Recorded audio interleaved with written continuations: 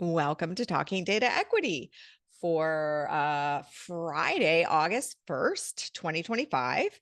My name is Heather Kraus. I'm a mathematical statistician, and I'm the founder of an organization called We All Count that provides tools and trainings and community space for anybody who would like to think about how to align their data projects with their community goals and their equity priorities. And you found your way to Talking Data Equity, which is one of the things that I love to do as part of my work here at We All Count. Talking Data Equity happens most Fridays, not every single Friday, but most Fridays. And I'm going to put the main Talking Data Equity, Zoom is being super weird. The main Talking Data Equity link into the chat, and you can always come here to the Talking Data Equity homepage to find out what's going on that day. Are we covering a special topic? Are we going to wrestle with some emerging data equity situations? Are we having a guest speaker? Every single Friday is different. But what isn't different is the Zoom link. The Zoom link stays the same. So if you have successfully found your way here today, you are very, very welcome to use that same Zoom link and join us any other Friday at noon Toronto time. And these sessions are recorded for people who can't join us at this time. And those recordings are shared on our Data Equity Forum. And I just put the link to that in the chat. That's a public good. It's not a membership site. So you can go there and watch. We've been doing this for almost 4 years now, going on 4 years, 3.5 years.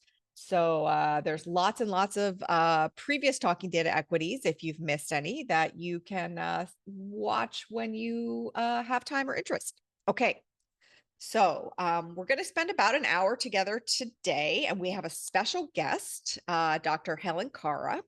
And before I tell you a little bit about Dr. Cara, let me say that since there are so many of us, going on 100, we're going to ask that while Dr. Cara shares their work and tells us some stories from their projects, that you keep your microphone turned off.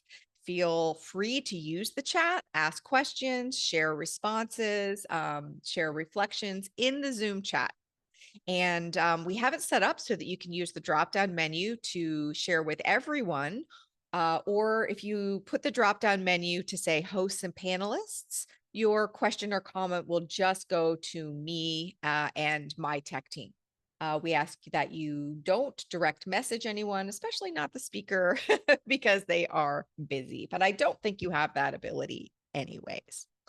Then if we have time at the end, that's when we're going to turn your microphones on and give you space to ask questions, share responses, have a conversation. All right. So with the housekeeping out of the way, let me, with a great deal of excitement, introduce you to Dr. Helen Cara. Helen has written some of my very, very favorite books. Some of the books that really helped me stay sane during the early days of recovering from a lot of the quantitative education that I had received. And I can see from the chat that I'm not the only one. All right. So Dr. Helen Cara, FACSS, has been an independent researcher since 1999 and an independent scholar since 2011. She specializes in creative research methods, radical research ethics, and creative academic writing. She teaches doctoral students and staff at higher institutions worldwide. Helen has founded the International Creative Research Methods Conference, and we will be sharing a link to that. Highly recommend you consider attending either in person or virtually. It looks amazing. The Journal of Creative Research Methods and the Independent Research Ethics Committee. So she's getting a lot done. Helen's books include, as you can see, the gorgeous covers on the slide here: Creative Research Methods, Research Ethics in the Real World, and Qualitative Research for Quantitative Researchers. And I am going to stop talking now and turn it over to Helen. Helen, thank you for making time in your busy and productive life to talk to us about your creative research and ethics work. It's an absolute pleasure. Thank you for having me. It's lovely to, well, I would say it's lovely to see you all, but actually, Heather, you're the only one I can see. But I'm glad I can see you, because I do find if I can't see anyone, I turn into a Muppet. So at least today we probably won't have any Muppeting from me. So yes, I've never been an academic. I've learned to speak the language, but I've been a researcher for a long, long time. Oh, another human. Hello, how lovely. Don't feel obliged though. I know some people can't put their cameras on for all sorts of reasons. It's all good. I thought we'd start with a bit of a 101 question here, because this is talking data equity, but what is data? Data is just information. They're kind of synonymous, but they're not, because data is information when it's being used by researchers to do research. And this naming confers special status on this particular type of information. It might be newspaper articles, but just ordinary newspaper articles harvested from the internet, but a researcher harvests them for some particular reason. Maybe they're talking about women in sport or some topic someone's interested in, and they become data, a data set. We talk about a data set, and this in itself can cause inequity. Simply renaming information as data confers a sense of ownership. It belongs to a researcher, and this is causing all sorts of problems worldwide at the moment, this sense of belonging. And really, this is something that comes very much from the Euro-Western research paradigm. I think the Indigenous research paradigm treats data quite differently. I'm not an expert on Indigenous research. I'm a student of the Indigenous research paradigm. I never will be an expert. I've learned some stuff, but what I know more about is the Euro-Western paradigm. I'm clear, however, that both paradigms exist on this planet, and that the Indigenous research paradigm predates the Euro-Western paradigm by tens of thousands of years. And that's quite important too, because some researchers still think that Indigenous research is something that Indigenous people learned from colonizers, which is nonsense. So an example of the inequity of data is the human remains that are held by museums and by universities in the States and in some European countries.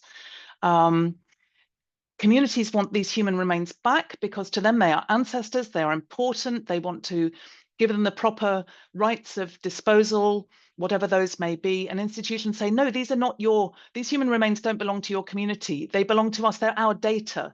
Calling them data means that communities can hold on to them, even though laws have been passed in the States, certainly, to make this illegal. It's still happening because possession, as we know, is 9/10 of the law in the Euro-Western paradigm.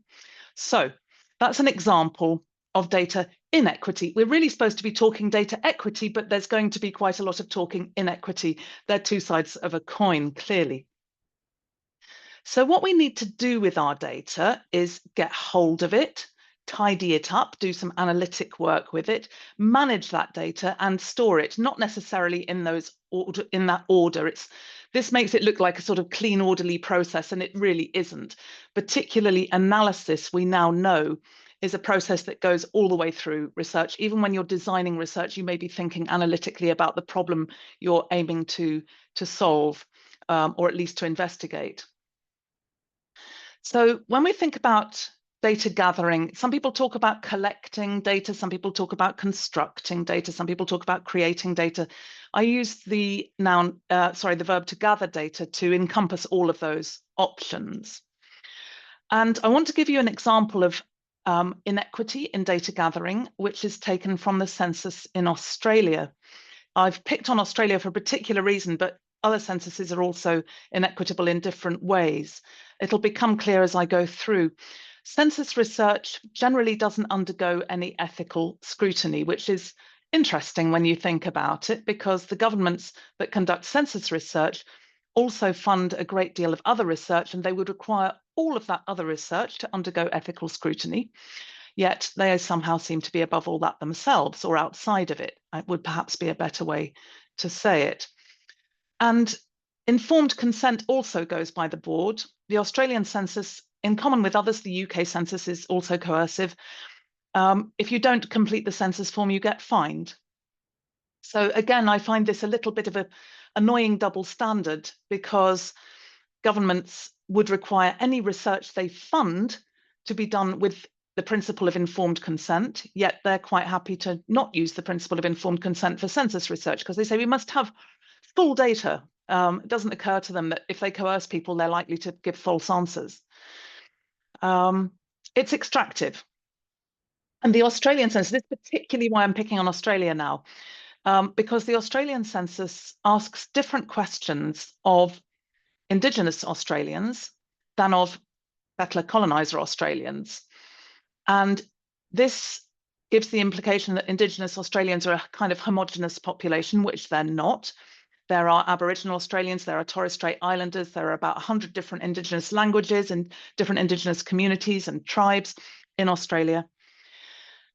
And the reason the Australian government gives for this is that they need to ask questions of Indigenous peoples about their educational attainment, their socioeconomic status, their health outcomes, and so on, because they want to close the gap between Indigenous Australians and settler colonisers, who generally have much better socioeconomic status, educational attainment, etc. Generalisation, of course, not all do, but many do, and on the whole they do.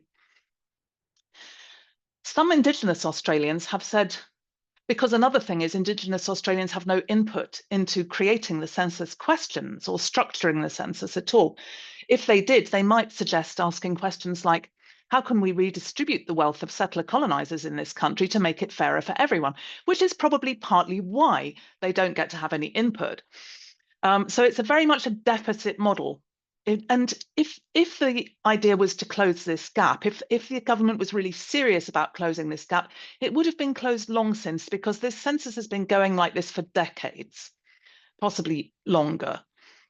So what this census does is actually reinforces the existing inequalities through the way the data is gathered and used.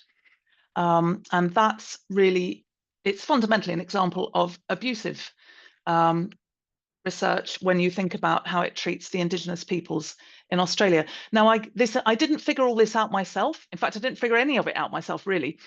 I read a very good book called Indigenous Statistics, which came out in 2016. But it's now been updated. I'm just putting the link into the chat. It's this year, in February this year, a new edition was published, which is open access.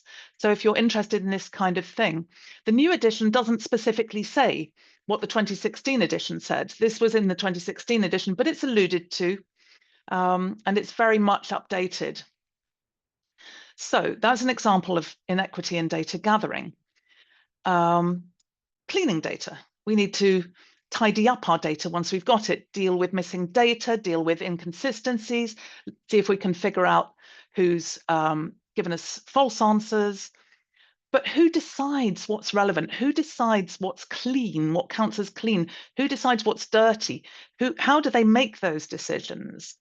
There's all sorts of dilemmas here. I'll just put a couple in. How do you handle missing data if it's quant research? Do you just throw out all the answers with missing data, or do you code it as ZZZZ or something that's not going to appear anywhere else? With qualitative data, say you have interview transcripts, very common form of gathering qualitative data. The way we speak is much closer to poetry than to prose. It can look odd written down. There can be repetitions and looping back and stammering and speech tics, like, you know, or like, or to be fair, those kind of things. Do we correct those, or is that demeaning to our participants? Should we correct it to make them look better on paper when we've actually experienced them as very articulate? But when we look at the transcripts, their verbatim words don't look that articulate. Do we want to try and represent them as we experience them, or let their words speak for themselves? What are the rights and wrongs here? I have way more questions than answers on all of these topics, which is kind of a feature of ethics. People call me an expert. Technically, I'm a European Commission ethics expert. That's some of the work that I do, helping the Commission to assess the ethical aspects of applications and of projects in process. But really, I don't think anybody's an ethics expert, because it's so complex and it changes all the time. But I know some stuff, which is why I'm here. This is an interesting one, analysis. Some of you will know about Retraction Watch. It's a blog, a website, a database that was set up by a couple of American life scientists in about 2010, I think.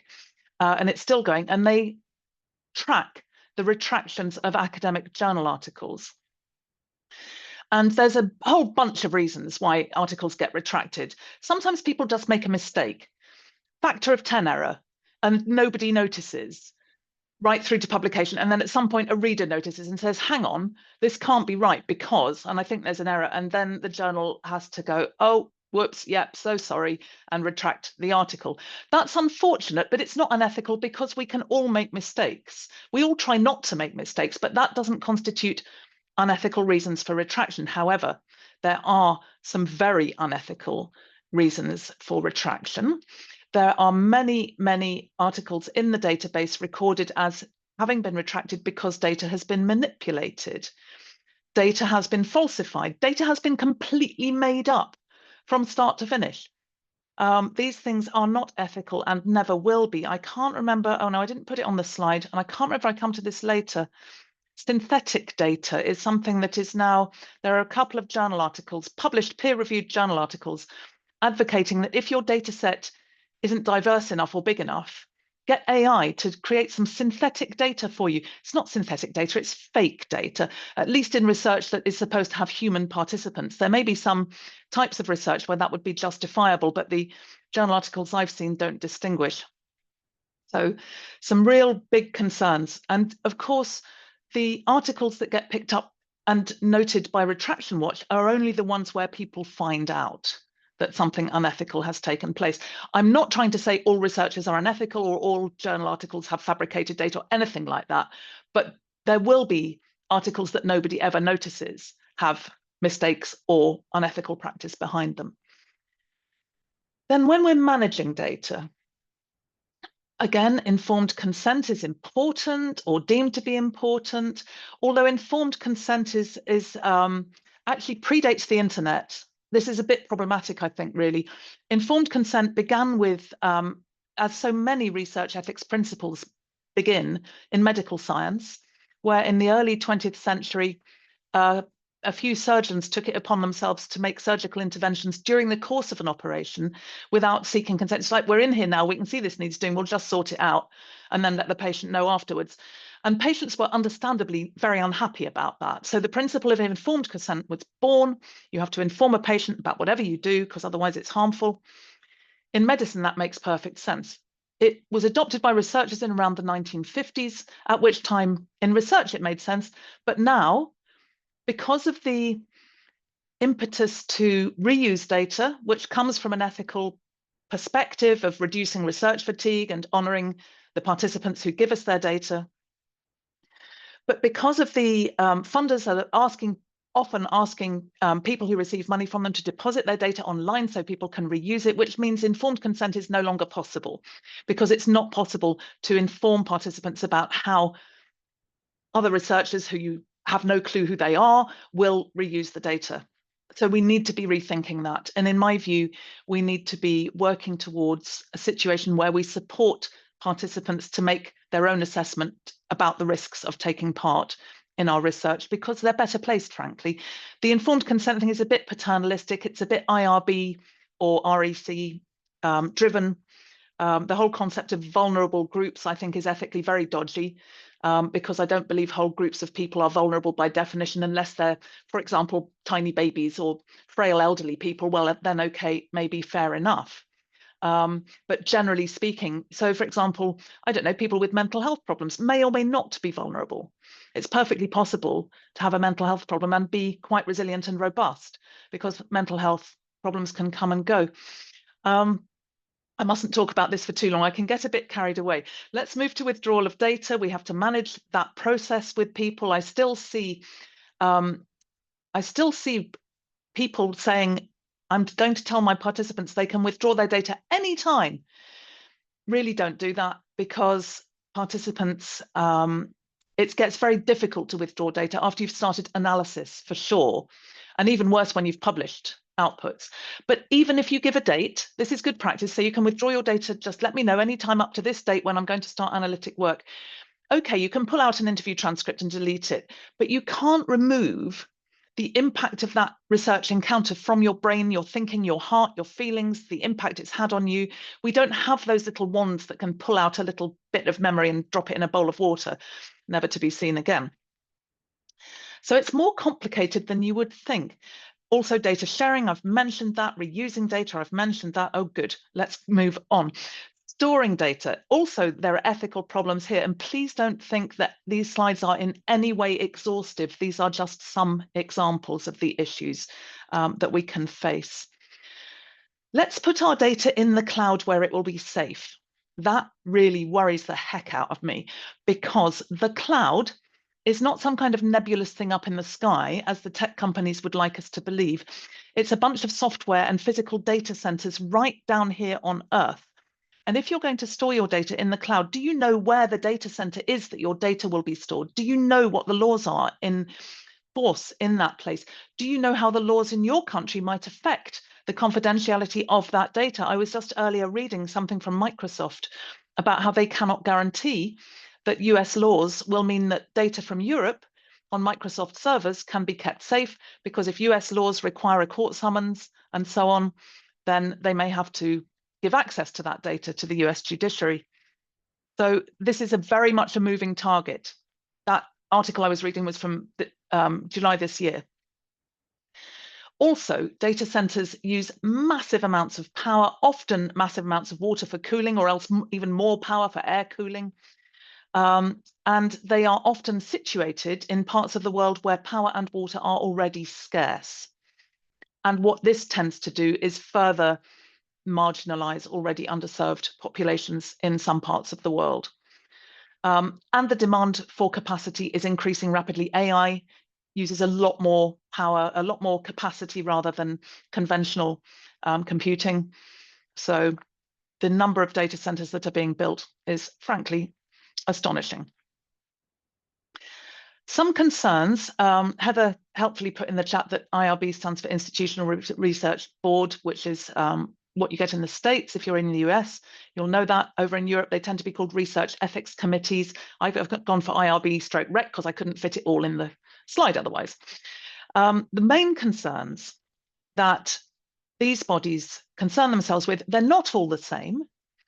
They do vary, and there are some IRBs and RECs that do try to support researchers and help research to be more ethical, but really, primarily, they're institutional protection committees. They're there to stop universities and health authorities from being sued by disgruntled participants or because data's gone astray. And participants are generally much less concerned about data storage than researchers or IRBs. Participants are generally not that bothered about research ethics. If you smile at them and they're a bit bored and they fancy doing something different, they might well take part in your research, and they won't be that bothered about, they won't want to read all the forms you want them to sign. There's some little body of work on this. I think it's growing. I find it really very interesting.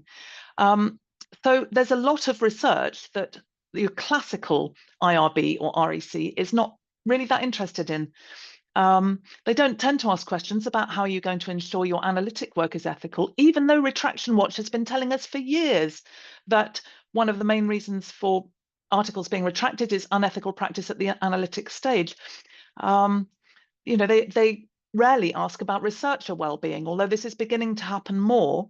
Participant well-being is central. And of course, these issues are really important. Please don't think I'm arguing that participant well-being is irrelevant. It's really not. It's really important, but there's so much more that matters. How are you sure that how you set your research into context is ethical? If you're doing a literature review, are you practicing citational justice? Are you ensuring that you're citing people who you don't agree with as well as people who you do, and so on? I could go on for hours. Mustn't get on soapbox. Need to move on. There are inequities around all of this. There are big differences between different IRBs, different RECs. There are differences nationally between the way these bodies are managed. Some countries have little or no ethical governance, and here you get the phenomenon of ethics dumping, where a project that doesn't receive ethical approval, perhaps in the States or in Europe, is conducted anyway in a country, probably in the global south, where there is minimal or no research governance. there's a lot of fuss about IRBs and RECs, but they're only accessible generally to researchers in universities or in health authorities, although there are more community-based IRBs and RECs being created now. I'll come to that in a minute. But not all researchers have access to this support or this policing, depending on how you look at it. Where they do exist, younger researchers, doctoral researchers tend to get a lot more scrutiny from university ethics committees than professors do. And that's not always a good thing. Alice Drager, in her book Galileo's Middle Finger, talks about a professor who put the same application through for 16 years in a row, and it had an unethical bit in it for 16 years in a row before anybody noticed. And the other ethical aspects of research are really relevant and really important. Ethics, you can't do ethics and tick it off and then it's done. This is the problem with the compliance approach taken by IRBs and RECs, is that once you've filled in your form and they've stamped their approval, you can forget about ethics. This is not so. In fact, the most recent revisions of the Declaration of Helsinki are suggesting that IRBs and RECs should be monitoring research throughout. They're not suggesting how that's going to be resourced, but they're powerful. It may happen. Some wider problems. Those are problems sort of within the operations, but more widely, I've mentioned about institutional protection. I've mentioned that medical ethics are dominant even where we're not talking about medical research. And that doesn't always translate well to other disciplines or other fields. And also, I've just literally published an article this week arguing this with in the journal Research Ethics, appropriately, with a colleague. I'm going to pop a link to that in the chat. Again, it's open access, so if you want to have a look, you can. One of the problems is that IRBs and RECs were set up in reaction to ethical atrocities. That was important, but they've continued to be reactive. So they're not really helping with current ethical dilemmas. They need to be more proactive. They need to do horizon scanning. They need to be ready to help. No IRB or REC in the land is equipped to cope with AI and its impact on research right now. And we need to be looking ahead. We need our IRBs to be looking ahead for us to help us. And that's just not happening. Research ethics teaching is often done this way too. The classic teaching uses examples like Milgram and Nuremberg and Tuskegee, the Nazis, Zimbardo, all these classic studies that were unethical or had unethical elements. But the impression given by the way research ethics is taught is that it was all in the past, all the unethical practice was in the past, and we've solved it all now. And that is so far from the truth. Anyway, where are we? Yeah, bigger problems, even bigger problems. Do no harm. Again, that's an inheritance from biomedical research, but there's a lot of extractive research that's still being done. There's a huge amount of deficit-based research. We need more strengths-based research. Not that it should be half and half, but at the moment it's so unbalanced. It needs to at least be closer. We've seen from the census, and there are other examples, and really often this can't be helped because the structural fault lines of inequality that run through our societies and our cultures and our world are so huge that no single research project can ever fix them. But we can try not to reinforce them. We can try to chip away. And indeed, many researchers do.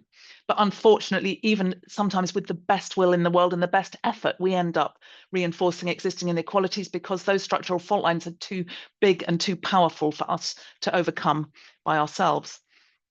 And research being done today is abusive to participants and abusive to communities and being done in abusive ways. Again, not all of it, but it's too much, too much. One project is too many. So what about the answers? And again, I don't have the answers. I have some suggestions. I have some thoughts, trying to make our research positive, getting well away from the Euro-Western conventional view of the researcher as objective and neutral and not affecting the research process. That stance has been largely discredited now. But positively, and most people are doing this. The students I talk to, the research staff I talk to, they're doing this. They're trying to make the world better through their research. Working in a more relational way, I think, is hugely important. A lot of how Euro-Western research is done is very transactional, and being more relational, working more thoughtfully with people, not just researcher well-being within an environment of actually everybody is a potential repository of data, and if I'm the right kind of nice to them, I can download it and take it away for my research. But really building relationships with individuals and groups and communities and maintaining those relationships. Indigenous researchers do this as a matter of course. It's one thing we can really learn if we're not already in the Indigenous paradigm, from looking at how Indigenous researchers work with communities and with individuals. I think they do it much better than Euro-Western researchers on the whole. Do what we can to use data to redress inequalities, not just our research, but also data. And data is often really badly used. The newspaper in England called The Times today has a headline that says 1 in 8 of the prison population were born overseas.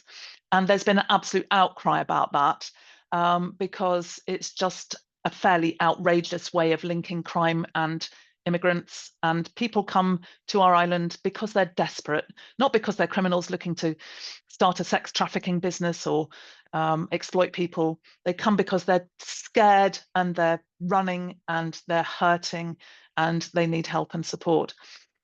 So there's many ways to misuse data, but we can also make really good positive use of data. I mean, Heather's an expert in this, much more than I am.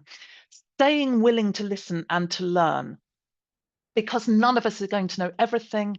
There's a bit of a still a bit of an idea that if you work in a sort of niche area, you can read everything about it, you can know everything about it. I mean, maybe if you're working on the, I don't know, the mating habits of one particular insect, then you can, but mostly we can't. And certainly if we're doing real world type research with human participants, there's always more stuff to learn. And I think, I don't know, I've met some very kind of arrogant men, mostly, I have to say, not exclusively, but mostly white men, I should say, mostly older white men who are very arrogant and think they really just pretty much know everything, or at least that I'm a jumpstart little upstart, not even a proper academic woman, and don't have any right to write books or have opinions. However, my publishers fortunately don't agree with that. Another potential answer, and I've put a question mark to this because data sovereignty is being touted around as a potential answer. And in some contexts it may be, but I mentioned the Microsoft example of data from Europe, if it's on Microsoft servers, may have to be released to the US government or judiciary should they request it under new laws. Data sovereignty is also used by Indigenous researchers. It's used by countries that regard themselves as not necessarily Euro-Western, but within boundaries mostly imposed by or drawn by Euro-Western people through colonization and so on, but also by Indigenous peoples who are thoroughly beginning to assert there's a big data sovereignty movement now to say that if we generate data, it's ours. It doesn't belong to Euro-Western researchers to go and get rich on without ever giving us any benefit. Which is completely fair enough. But I think if you're generating data online, again, kind of good luck with that because it's very hard to keep control of online data.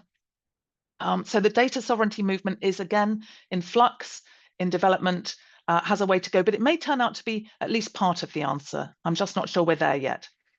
Some of the changes I'm noticing are communities setting up their own ethics boards and ethics committees. A number of Indigenous communities are doing this. Some organizations are doing it that are not universities or health authorities, but can see the point and the need. I've set up an independent one in the UK and we're getting a lot of interest and a number of regular applications coming in. And I'm noticing also more ethical approaches to research itself, transformative research frameworks such as participatory approaches, feminist research, queer research, activist research, and so on, very much designed to do good through the research. Strengths-based research I mentioned, where we don't go into a population and say, oh, what are your terrible health outcomes and your awful educational attainments, but we go in and say, what are the contributions you make to society? What are your strengths? What can we learn from you? Trauma-informed research is another really interesting holistic approach where everyone is viewed as potentially carrying trauma because you don't know who, and everyone includes the researcher, includes gatekeepers, not just participants, everyone, because anyone could be carrying trauma and you can't really tell by looking. So we all need to be aware of that possibility and clear about how to recognize the signs of trauma potentially being reactivated and how to respond and how to keep people safe and support people and work with people to make this happen, not just impose it top down. So I think I have said quite enough. I suspect people may have comments, may have questions. I think there have been some in the chat already, which I haven't. Oh, there's an article. I'm just going to click on that in case I want to look at it later, which I might. Yeah, I think I should shut up for a minute. Oh, well, I'm not sure we agree with that, but we would like to ask you some specific questions. Thank you so much, Helen. This is amazing. It absolutely is a dream come true after, carrying around those books from apartment to apartment for so long. It's a real treat for just me personally, and you can see there's lots of appreciation in the chat and in the reactions. For the work that you do and the approach that you take to the work that you do. Really, really rigorous work presented in a way, a human manner, which is so nice. We do have some questions in the chat, but this is also the opportunity for anybody who is in the room to turn their microphone on and ask a question, share a response. And there's about 100 of us here. And so we'll start with the idea that if you want to turn your microphone on, click that little in the Zoom React menu. There's a little thing that says raise your hand. And so if you see that and know how to do that, please raise your hand. And then if you don't see that or don't know how to do that and nobody's actively talking, you can just go ahead and turn your microphone on, because we want to make sure that you all have a chance to share a response or ask a question, regardless of your relationship with the Zoom reaction button. Alice, it's great to have you here. Go ahead. So much for that really, really great talk. Please go on, keep talking. It was great. Keep going on your tangents. But I am still thinking about what you have said about vulnerable populations, and I know that's been one of the more popular topics in the chat. For me, one of the more prototypical so-called vulnerable populations is incarcerated peoples. How do you think about that sort of population? Good question. Should I stop sharing my screen at this point so we can just talk? Or do you want me to keep that's sharing? great. Yeah, let me do that. There we go. Like you said, the human approach. I was human last time I looked. Alice, thank you. That's a great question. I have done no work with incarcerated people myself, so it's not something I've thought about very much, I think it's fair to say. But I have done a titchy tiny bit, not actual research. And I would suggest it's likely, I think, that there is a lot of variability in vulnerability within the incarcerated populations. So if you're incarcerated short term and you're healthy and you can deal with it, you're probably not massively vulnerable. If you're incarcerated long term, or you're a very much older person who's incarcerated, or someone who's neurodivergent, or who has other problems such as mental health problems or physical health problems, then you're going to be more vulnerable, kind of a bit like you would in the outside, what would be in the outside world in a way.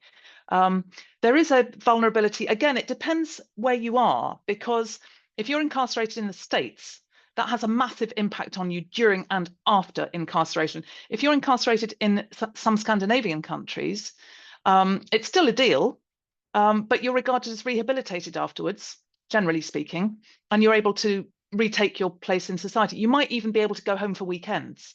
You might even only have to attend prison during the week. It's very different. So it varies a lot. I don't feel like there's one clear answer, but that's my thoughts. I am not an expert on this at all. I don't think I'm an expert on anything, but I'm really, really not an expert on that. I don't know if that's any use. Is this a population you work with yourself?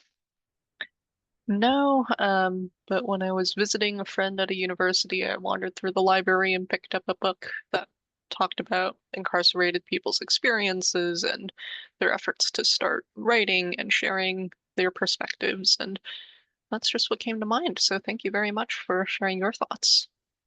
Oh, you're welcome. Thank you for the question.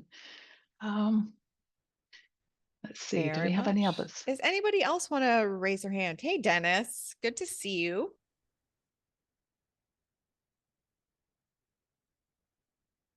Sorry, had to push a whole bunch of buttons. It took me a moment. Thank you very much for everything. Super appreciate all of it, and it resonates with, I'm sure, all of us. So thank you. I think briefly going back to the vulnerable conversation, one of the things I actually took from some UK studies is the term deprived, especially in terms of like poverty. So I love the term using deprivation here, because it's different than saying vulnerable, because it's almost inherent to a person as opposed to something that they are connected to. So that might be one of the key differences there, at least for me. And I would say for the prison part, I actually did a little bit of work with that, and it does depend on the power dynamic. And I think that's another key piece that would tell you whether some persons are made, again, vulnerable, or if they're deprived of this or that liberty. Okay, sorry, that's aside.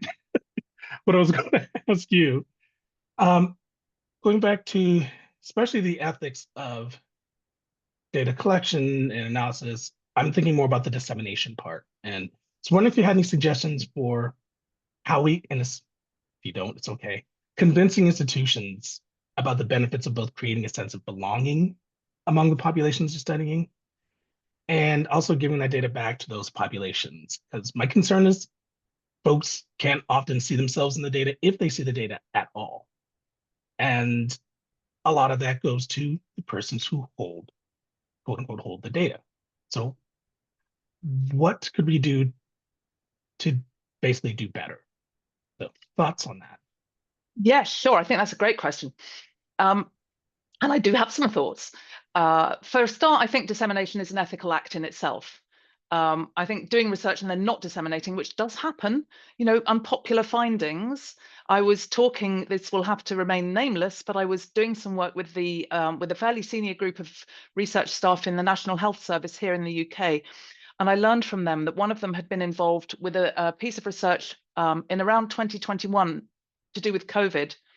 And people's views of the government's responses to COVID here, which were frankly not great. And the government promised that the research would be published and the findings would be shared with all participants. Then when they saw the findings, they said, no, you can't share. So this researcher was stuck, having promised all participants that they would get to see the findings, then was trying to figure out how the heck to deal with the situation they found themselves in, where they had to navigate that and find out what to do. I never heard the end of it. I don't know what happened. But at the time I ran the session, this person was in the middle of this whole thing that was stressing them out massively, and I could understand why. I strongly feel that we should be taking our findings back to our participants, ideally in draft, before we finish, so that we can say to people, and I practice this whenever I can, so that we can say to people, here's what I think I've found based on what, the work I've done with you or what you've told me or the information that you've given to me. Have I got it right? Have I missed anything? Have I got any emphasis in the wrong place? Is there anything else I should have done here? And I find that people really appreciate that. It's something worth writing into funding bids. That can be helpful to get it in from the start, get your dissemination plan in from the start, and also get buy-in from clients if you're doing commissioned research. Again, that doesn't always work. I've had my own experience of that years ago. I did a piece of evaluation work on it was a peer drug education project with young people. So training up young people to support other young people who were at risk of or already misusing drugs. And it was a great project. It worked really well. I can't remember exactly, but it was something like 10 recommendations. 9 were carry on, this is great, do more of it. And 1 was you could improve this one bit. We had 3 meetings about this one recommendation. And because I refused to take it out because the data completely supported it, they decided not to publish the findings. And I wasn't even sure I was going to get paid, which was a bit stressful at the time. I know that shouldn't really be my consideration, but sometimes it is. And that's complicated. But I do find that some organizations, sometimes a way in, if an organization has some kind of an agenda around public engagement or widening participation or some kind of agenda like that, that can become a lever to make this work. That can be helpful, sometimes using organizations' policies to support the ethical work we want to do. Because if you've ever worked in an organization, you'll know what it's like with policies. There are often really good ones and they aren't always implemented as they ideally should be. So something we can sometimes do is find an organizational policy and say, hey, organization, you have this great policy on engaging the public, and let's do the research in alignment with this great policy that you have. that can be quite, it's a bit sneaky, I guess, but it's, you know, in the service of doing our work more ethically and not having these organizational barriers that can come up. How am I doing? Is this making sense, Dennis? Is there anything else that you want to? No, this is perfect. Thank you. I'm not, if you saw me looking off, it's because I'm still writing things. I'm old No, school. it's fine. So It's fine. I'm taking notes. This is I spot didn't. on. I appreciate Don't worry. I didn't think Heather said this is all very informal, so I didn't think for a minute you were being rude or anything. It's all good. I appreciate your time. Thank you so It it's going so great. It's going fantastic. There's a few questions, Helen, in here about the idea of the IRB that you started, or the community IRB. And can you tell us a little bit about that? And then Amy, we'll go to you. Yeah, sure. I'm just going to get the URL for you because it has a bunch of resources. Great. We've essentially made everything really public, so that people who want to start their own can draw on our work. And actually, the article that I Right. also put the link in for earlier will be Mhm. relevant because that includes 8 case examples. We've got local, Right. national, regional, and multinational or federally thing. Sorry, Right. I'm running out of my ability to speak is running out. It's very late in the week for me, but that's all good.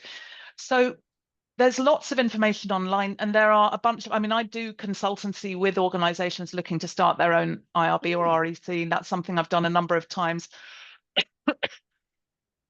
So it may be that, you know, if you want a bit of help, but I do, you know, that is something I charge for. But yeah, the journal article and the REC website, and there'll be more information going on the REC website as soon as we can figure out a bit of a technical problem we have back behind the scenes right now. But we have a bunch of information ready to put onto there. So as soon as we can figure out our techie problem, we'll be doing that. So I recommend checking that out.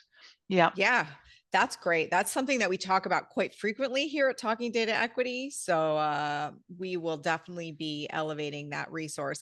And I should mention, I didn't mention that it is, of course, Friday night where Helen is. Helen is in England and is spending her Friday evening with us. So it's 10 to 6 p.m. right now. yes. And after we finish, I might just have a little glass of wine. That's right. So thank you for being here on a Friday night. Amy, It's go fine. ahead. All right, great. Oops. I was on my phone, so there we go. Okay. Were you getting an echo?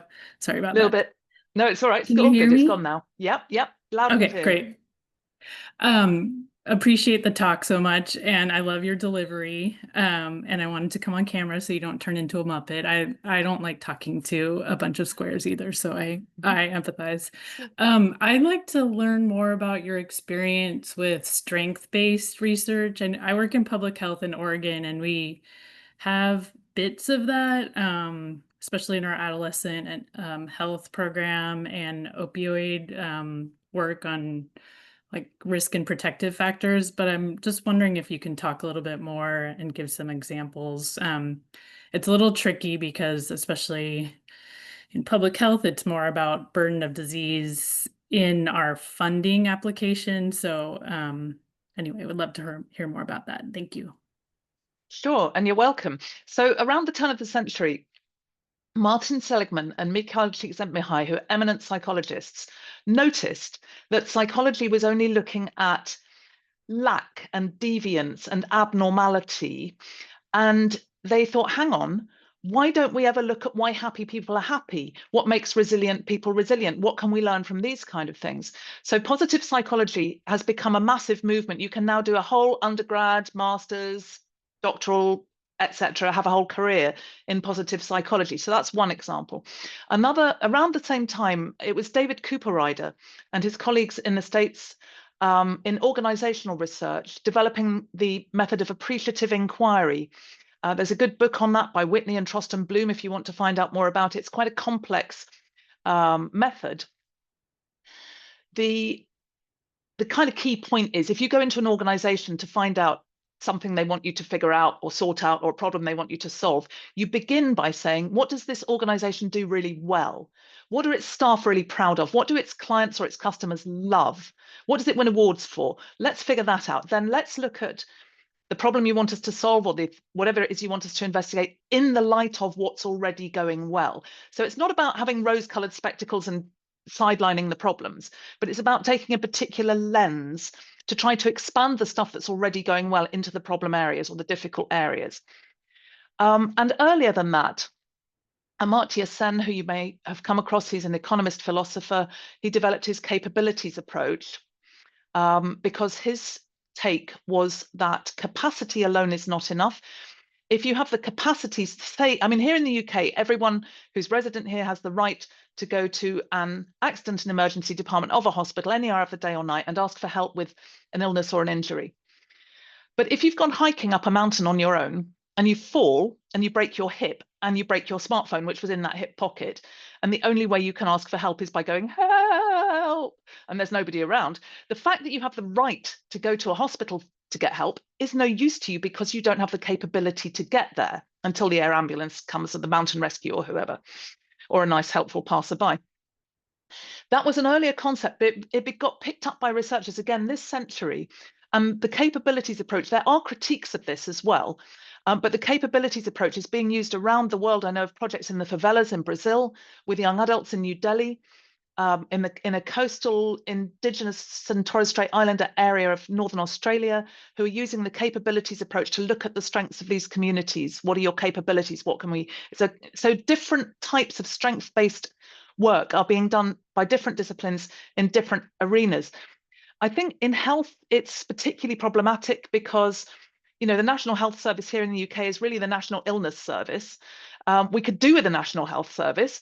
We could do with public health being about public health, not about public health problems. I mean, maybe both. You know, both are important, but it's like the proverbial turning the oil tanker, isn't it? It takes a long time to make those conceptual shifts. Even if people agree it's a good idea, to make it happen in practice is, you know, is potentially really difficult. So I hope that's some help. That is fabulously helpful. I don't want to speak for Amy. Yeah, not yet. Thank you. Oh, you're very welcome. All right. I think we So have we time have- for one more question. Are you up for that, Helen? Yeah. Okay, we got one more question, and then we can continue the conversation online, where there's always lots of back and forth in the forum. This one is about specifically from England, so I think it's kind of cool. I liked your description of census data collection as coercion. Of course, you know, liked.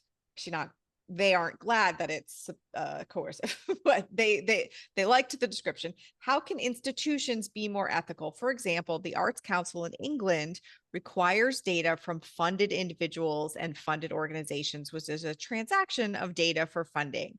How could the ACE approach this in a way that is more participatory? That's a really good question. And Arts Council England is far from the only funder. I mean, the lottery, I've done quite a lot of work with the National Lottery over here, and they are dreadful because they ask for so much data and they don't use it. So what is the point? Hi, Sarah. Sarah, go ahead and turn your mic on. Question. Go ahead, Sarah. Yeah, I figured. I don't know, Sarah, I should say. We've not met before, but I've just had my first rejection from the Arts Council. So I have a bit of experience, although not yet of having to provide the data. I think it's a really, really interesting question, how to make it less transactional, how to make it a bit more relational. I think funders, all sorts of funders, and I've worked in voluntary sector organisations and voluntary sector organisation funders here in the UK, and I'm sure it's the same in other countries and international NGOs and so on. You have to do monitoring and evaluation and provide all this data. And I'm convinced that a lot of funders, and I suspect Arts Council England is one, are like I know the National Lottery to be. They collect all this data because they kind of feel they have to, but then they don't really use it. And I think it's unethical to gather data that we don't use. So I think Arts Council England could gather a group of its beneficiaries and pay them for their time and talk to them about how to do this better. I think that would be a good way for the Arts Council to approach it. And actually the Arts Council are quite approachable as funders go, in my experience, and quite responsive. So they might be willing to consider doing something like that. Does that sound like something that would work from your perspective? Yes, and I used to work for Arts Council England before I moved into academia and also working for small grassroots organisations, and it feels like a form of coercion, but I'd never heard anybody describe it as that before, which is why it really chimed. I think that, yeah, knowing what they do with the data, I'm not convinced they use a lot of what they do collect, but actually that sort of what it's not very clear and not very transparent, I think, at the moment about how they talk to the people who are really, you know, what the sort of real life impact of that is on them. And that's, yeah, that sort of ethical implication of what happens to people when they're supplying all of that data. So it's, yeah, I think it's a bit of a knotty problem. I think it is for a long time. And your point about transparency is a really good one, because funders should be transparent with applicants and beneficiaries about how they use the data they collect. And I don't think any of them are. I haven't come across one that is. There might be one that is, but I haven't come across it. So I think that's a really good point too. That's really interesting. Thank you. Thank you. Well, as you can see, we could talk for many, many, many more hours. There's lots more questions, and the questions are really valuable, and reflections that are also really valuable. And we, out of respect for Dr. Kara's time and everybody else in the community's time, we are going to leave it here, which does kind of seem heartbreaking. But the good news is, we will put up the video and all of the links to the resources. Helen runs an amazing conference. I highly recommend you check it out. It is possible to attend virtually. In addition to that, Helen has an amazing YouTube channel where you can see lots more of this in really, really cool topics. I cannot recommend the work and the thoughts and the contributions of Dr. Kara enough. Thank you again for spending time with us as a community. Talking Data Equity would be nothing without all of you showing up and sharing your ideas and your genuine responses. You'll see I put a link today in the chat. We love to hear who you would like to hear from or what you would like to talk about. Let us know. We can't promise we can deliver everybody, but we can promise that we'll try.